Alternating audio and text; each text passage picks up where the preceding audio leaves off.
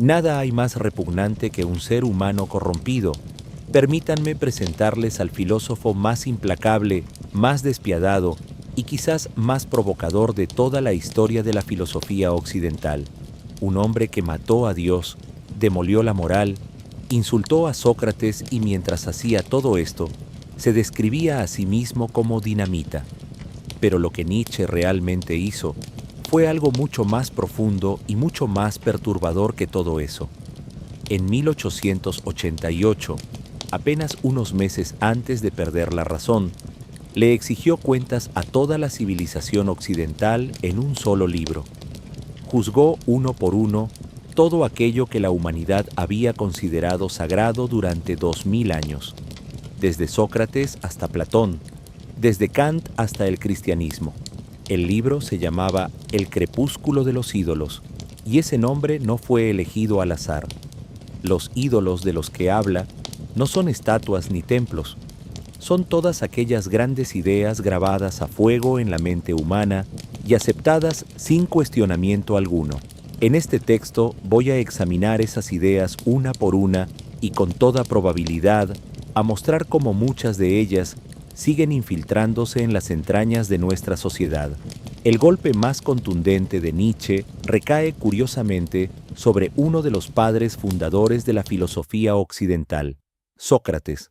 Muchos lo ven como el símbolo de la sabiduría, la virtud y la razón, pero para Nietzsche, Sócrates es el arquitecto del mayor error que cometió la civilización occidental. En su opinión, lo que hizo Sócrates fue la venganza de un hombre agotado, enfermo y harto de vivir, tomada contra la propia vida. Detrás de esta crítica tan feroz no hay envidia ni simple desacuerdo intelectual. Hay algo mucho más hondo. Al elevar la razón por encima de todo, Sócrates inventó una forma aparentemente legítima de huir de la naturaleza caótica, poderosa y peligrosa de la existencia. Su método dialéctico, ese intento de comprender todo a través del debate, el cuestionamiento y la definición, es, según Nietzsche, el arma de alguien débil, de alguien que se vio obligado a ponerse a la defensiva. Porque el hombre fuerte no debate, vive.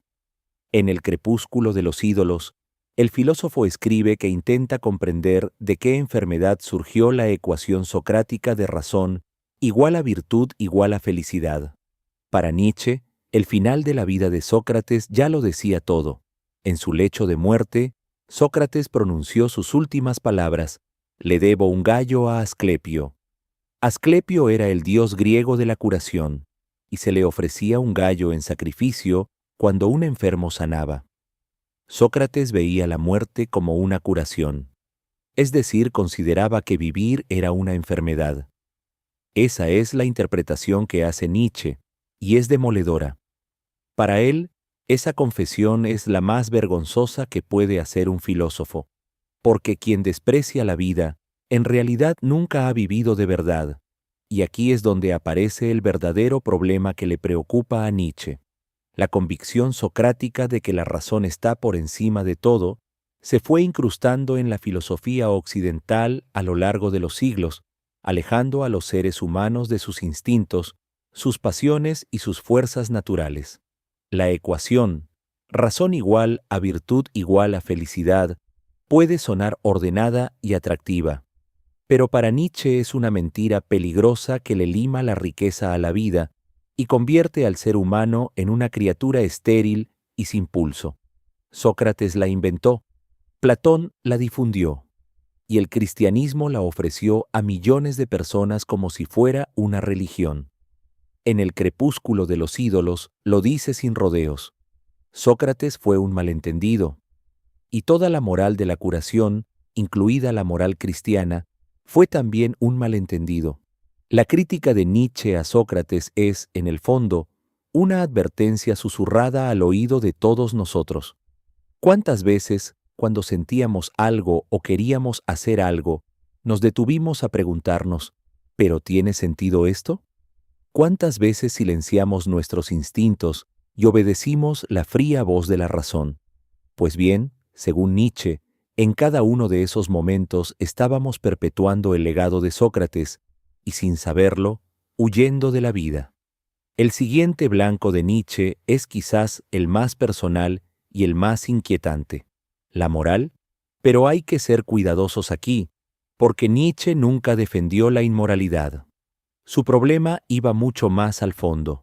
Para él, la mayor parte de lo que la humanidad había adoptado como virtud era, en realidad, una trampa tendida sobre la vida misma. Piénsenlo. Cuando sienten rabia, se les dice que la repriman. Cuando sienten deseo, que lo frenen.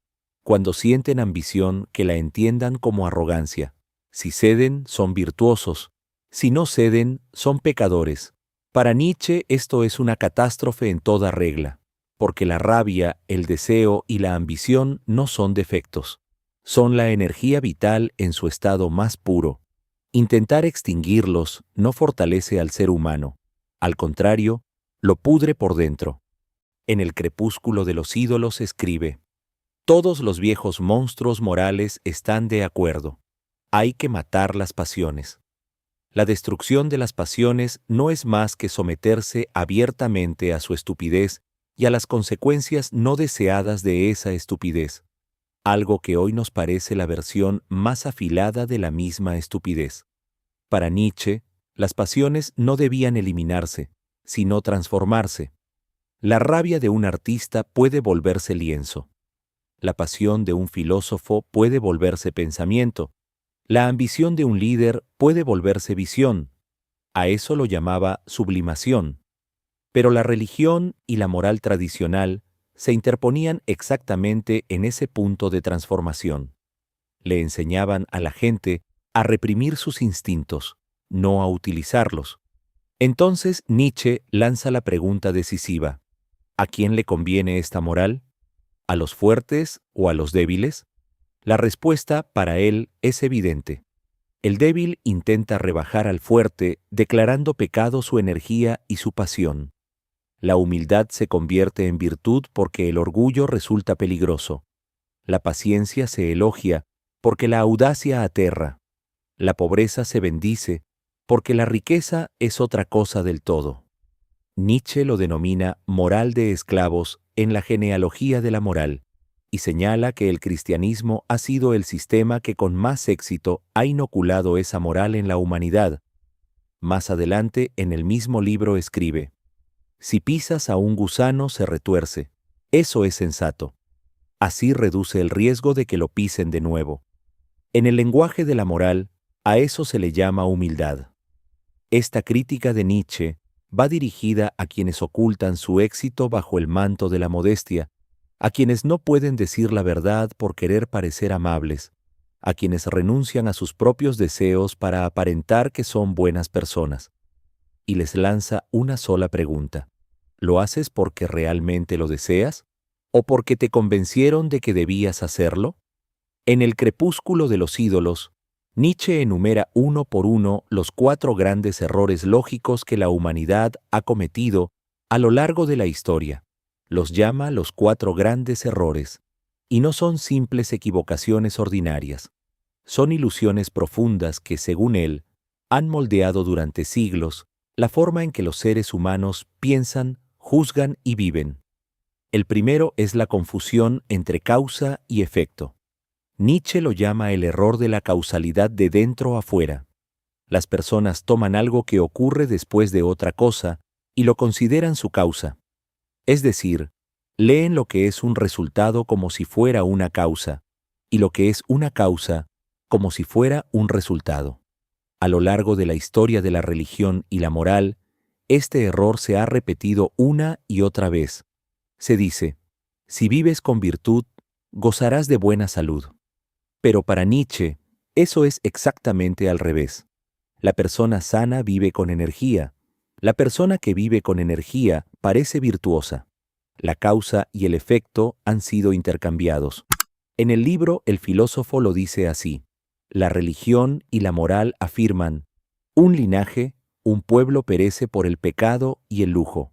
Pero mi razón reconstituida dice: cuando un pueblo perece, cuando se degrada fisiológicamente, de ello se deriva el pecado y el lujo. El segundo es el error de la causalidad falsa. El ser humano coloca una causa detrás de todo lo que no puede explicar.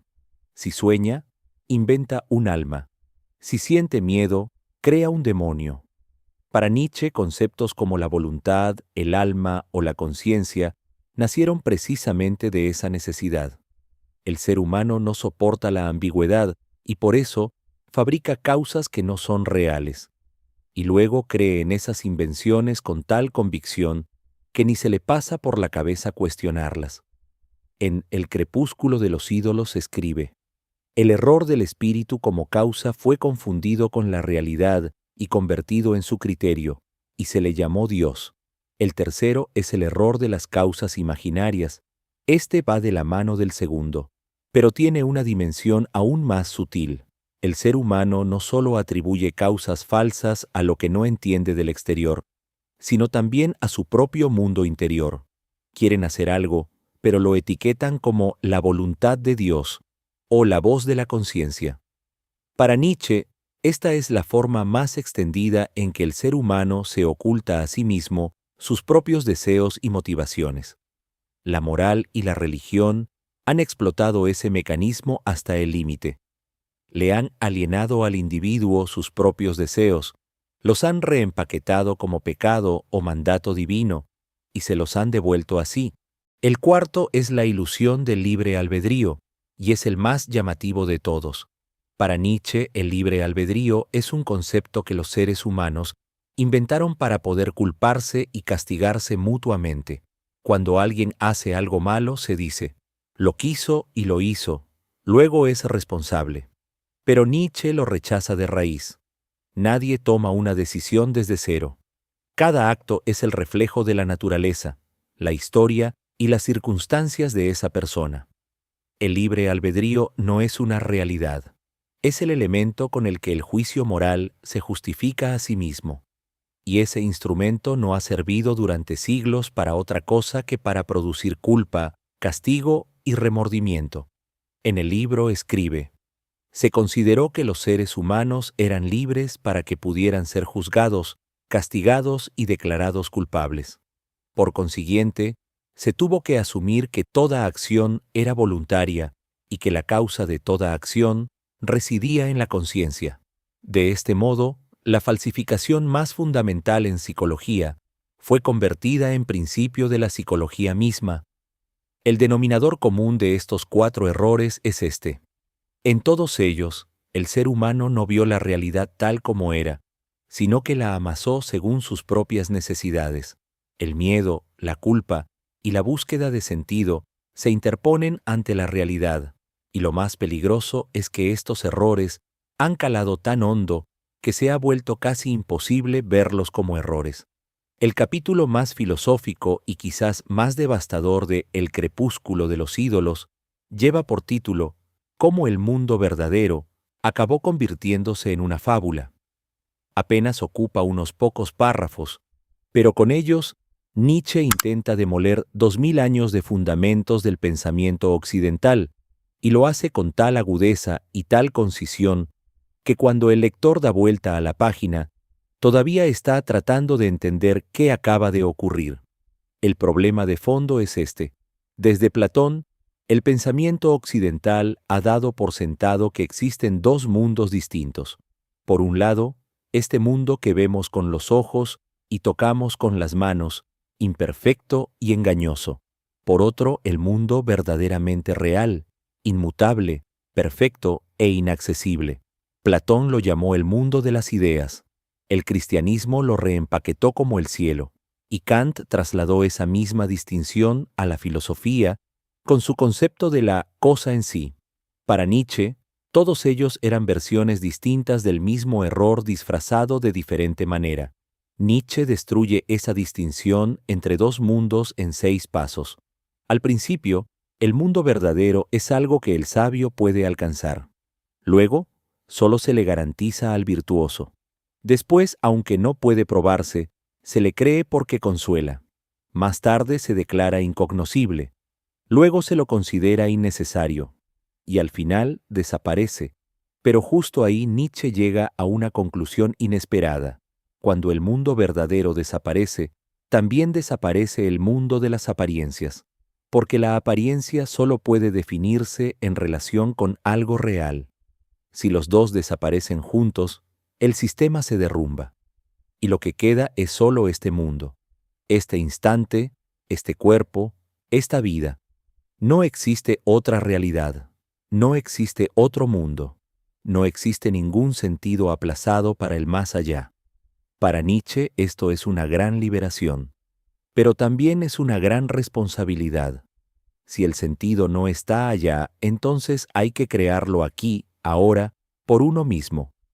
Esta conclusión de Nietzsche sigue siendo incómoda hoy en día, porque muchos de nosotros vivimos, sin darnos cuenta, esa misma dualidad. Los que dicen, mi vida de verdad empezará más adelante. Los que persiguen la felicidad aplazando siempre el siguiente objetivo. Los que sienten que el presente no es más que un tiempo de tránsito. Para Nietzsche, todos ellos son herederos de Platón, quienes buscan el mundo real en otro lugar, en el fondo, están negándose a vivir este. Pocos meses después de escribir El crepúsculo de los ídolos, Nietzsche se desplomó en la calle en Turín, frente a un coche de caballos. Había visto cómo azotaban al animal, se aferró al cuello del caballo y rompió a llorar. Después de ese momento, nunca volvió en sí. En sus últimos instantes de lucidez, quizás estaba viviendo exactamente aquello que había defendido durante toda su vida. En lugar de permanecer insensible ante el dolor, corrió hacia él. Esa es la realidad triste que todos conocemos. Para entender a Nietzsche no basta con leerlo como filósofo. Era un hombre que sentía profundamente todo lo que escribía, que ardía por dentro ante el adormecimiento y el embotamiento de la humanidad.